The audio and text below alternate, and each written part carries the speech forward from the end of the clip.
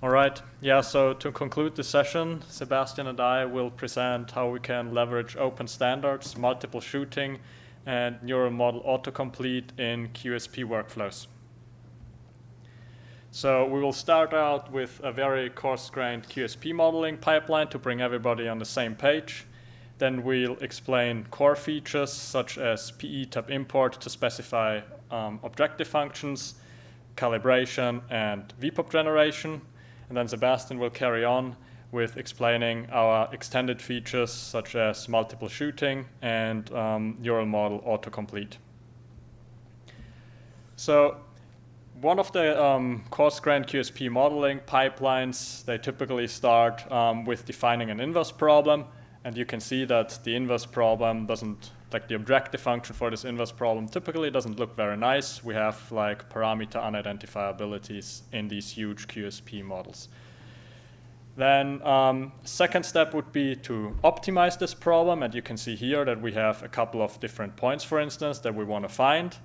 And what is often also done is that we do subsampling on this point cloud to better represent actual distributions that we see in our population. For instance, we've heard earlier today that we would like to exclude examples of the Olympic marathon runner or potentially a person who would, for other reasons, not participate in a clinical trial.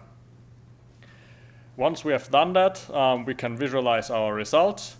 And if we're happy with what we see in the performance on our test clinical or on our test trials, we can start new in silico trials and check if this in silico trial would behave as we would like to see it, if we would like to do it in real time. Now, with this whole thing starts by specifying an objective function. And the goal is, of course, to specify a statistically motivated objective function, like, for instance, here, a posterior probability. And goal is to maximize the probability of the parameters of the model, given the data that we observe. And what typically is done is that you ignore the probability of the data, because it's not a function of the parameters. And quite often you also ignore priors and assume just uniform distribution or very flat distribution. And it's very hard to specify such an objective function by hand. There's lots of errors that can occur if you're working with a very large scale model. But the PTAB format comes to rescue and helps with all of that in a very simplified way, where you specify the model as a reaction network and the rest the model as an SPML file, for instance, in a reaction network, and the rest with 4 different tables. One table to specify the measurements, one table to specify the observables that show you how exactly the states in the model map to the readout, to the measurements, and this also includes a noise model, which is needed to calculate the likelihood. Then what you do in these clinical trials is that you have experimental perturbations that you can specify in this experimental conditions table. And finally, you also want to specify which parameters do you want to optimize, which parameters don't you want to optimize, and potentially any priors for these parameters and the parameter bounds.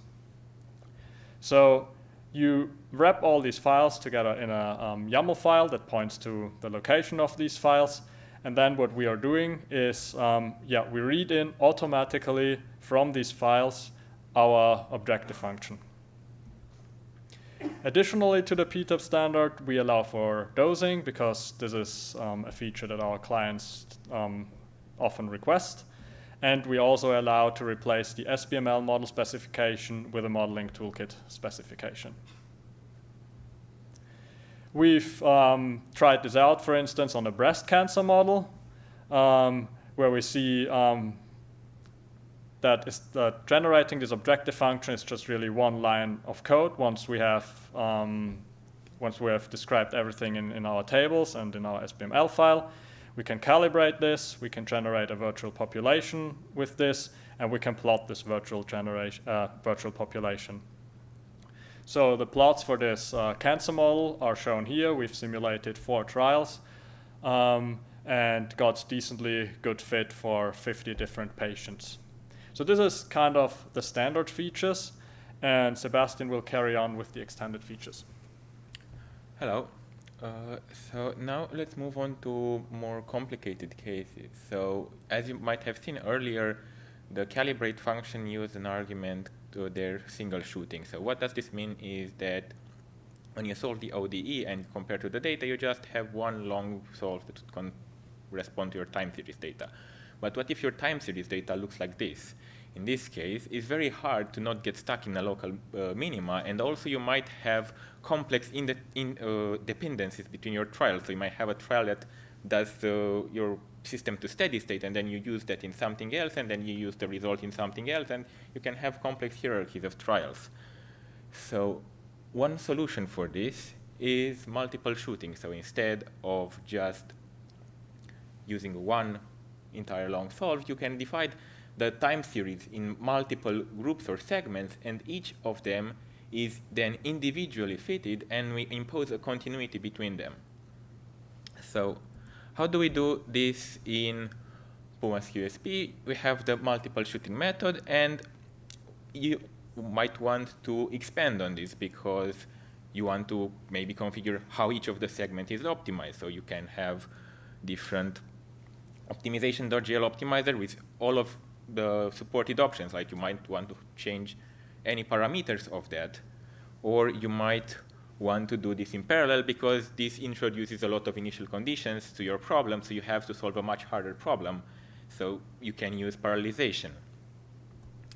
And since this product is also a cloud offering, you can instantly get a lot of compute, so you can also submit this as a batch job, and you can get 100 nodes, and on each node you can have 32 cores, and you get a lot of compute very easily.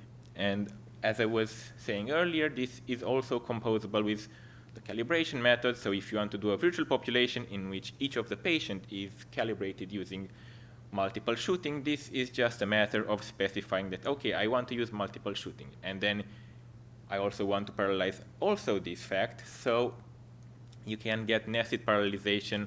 As we know that Julia, with the new scheduler, you can have threads within threads and within threads, and you can efficiently parallelize at the lowest level, and the Julia thread scheduler takes care of this. Or you might want to do this on an ad hoc cluster where you created your 100-node cluster, and on each of the nodes you get multi-threading, and then everything is just a matter of switching the argument for ensemble threads to ensemble distributed. Now, another thing that I want to talk about is what if you tried a lot of things and you feel like there is something missing in the model? One of the things that we've seen in a lot of talks here is the idea of universal differential equations. And how can you do this with Puma's QSP? We just specify that our inverse problem also contains a neural network. And this neural network can be trained, and the training is effectively just calibrating the weight of the neural network. You might notice here that it says inverse problem optimizing 0 parameters because you don't have parameters of the system that are optimized. Here we just want to train the neural network so that parameters of the neural network are completely separate. So we don't need to optimize them, but we can optimize them too if we want. And you can also describe more complicated training strategies because you might want to say, okay, I want to run part of the calibration with this optimization method, and then I'm going to switch to something else. And as we can see, here is just a method of saying, okay, instead of starting with the inverse problem, I'm going to start with the previous result. And again, the neural network is not something that's necessarily fixed. You can put any lux.jl model, so everything is compatible and interoperable with the SciML ecosystem. And of course, we want to make this very easy to use, so you want to see, okay, maybe my training does perform better if I use this combination of solvers, so I'm just going to try this, and it's very easy to then see how did the neural network training perform, and then you can move on to also do symbolic regression. So you might want to interpret the results that you got from the neural network in a symbolic manner. And as we've seen in the symbolic regression talks, there are a lot of ways in which you can do this. And we provide a simple autocomplete interface, but it's highly configurable, so you can choose a lot of options for all the stages required here. And we can see here that the result is a calibration result, which gives us the parameters of the extended model that was added. So you might want to see the model, and you can get your model, and this is the new model which has added parameters. So you see here the parameters P1, P3, and we also have extra, the interactions between the states of the model can be captured. So in summary, we have different ways of defining an inverse problem. As Paul mentioned earlier, PTAB import is one.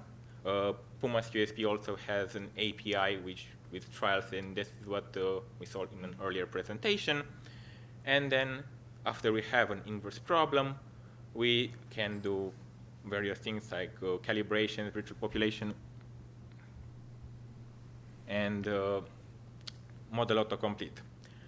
After that, we can visualize results, and if we're happy with that, we can start running in silico trials. So we might analyze what happens if in a given trial you didn't configure it like this, but you have a potential new configuration that you might want to explore. So thank you for your attention, and here are some further resources if you're interested in this. The Puma's QSP documentation is linked in the QR code. The code is available on juliahub.com. And one last thing, we're also working on a GUI for all of this, but this is work in progress. Thank you very much. We are in MIT time. We are 2 minutes past, but I learned that that is on the dot 3 o'clock. So we're at the end of the session. I think we can have one question. So, and I hand over to Paul for the final thoughts. Yeah, well, I think there's not much to say. Also, we're running out of time, but essentially, I would thank the audience for joining us here for the Systems Biology Mini Symposium. I want to thank Torsten for helping with the moderation, and of course, all the speakers for their contributions to this event. Thank you very much, and hopefully see you in the online calls for the Systems Biology, the Systems Biology online calls, and everybody who has signed up will receive an email a few weeks down the line. Thank you. Okay, maybe final thought from me, as an outsider, not in any way related to JuliaHub. I think what I've seen at this JuliaCon, a lot of us have been drawn in by the promise of the speed, and a lot of us stay for the ecosystem. I think that is something that is special.